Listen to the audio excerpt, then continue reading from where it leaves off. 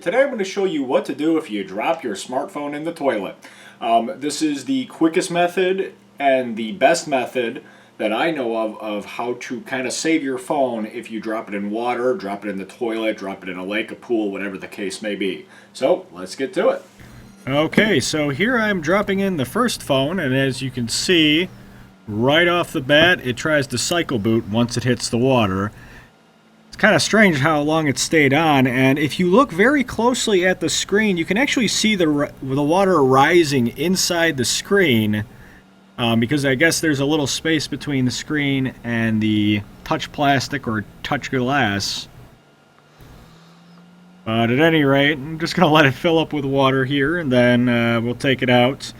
And the first thing you immediately want to do once you take it out of the toilet or wherever you dropped it in is to pull the back off and get the battery out. Now if you have an iPhone, try to power it down by holding down the power button and selecting shut off.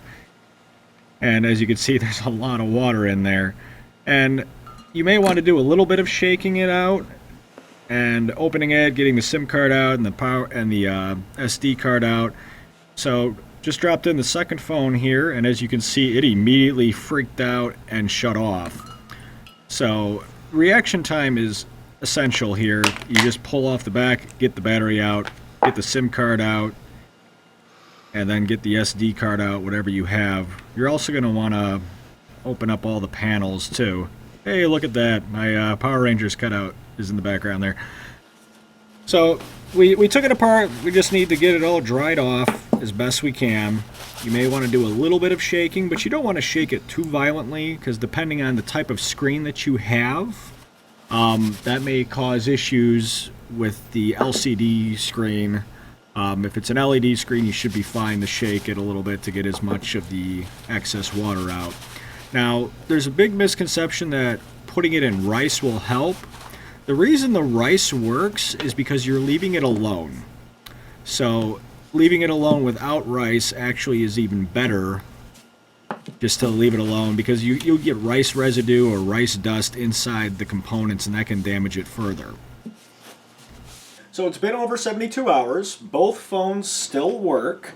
The interesting thing is this one, I don't know if you guys could see it in the video, but the screen actually does, the screen and the place where you touch the plastic or the glass actually had space in between, and the water actually filled up. So the downside to that is it does have a little bit, I don't know if you guys can even see that, it does have little blotches, so it may need a little more time to dry out. I don't know if it's going to go away, but it actually still works fine. Just a quick warning, depending on the phone, the flashlight light, the one that you would use for the flash on the camera or the one you would use for a flashlight app, that's pretty much why you should wait the 72 hours. Reason being, if there's any moisture in that bulb when you turn it on and it blows out, that could be very dangerous. It could make a pop sound, it could throw a little bit of glass out, it could also shoot some sparks. So it's best to wait the 72 hours, especially if you have that little light bulb there. If you have any questions, comments, or concerns about phone recovery when you drop it, spill something on it, or damage it in any way, feel free to post them in the comment section below. If I can't answer them, hopefully somebody else can. There's lots of great forums out there and tutorials on phone repair and things of that nature. So have a great one.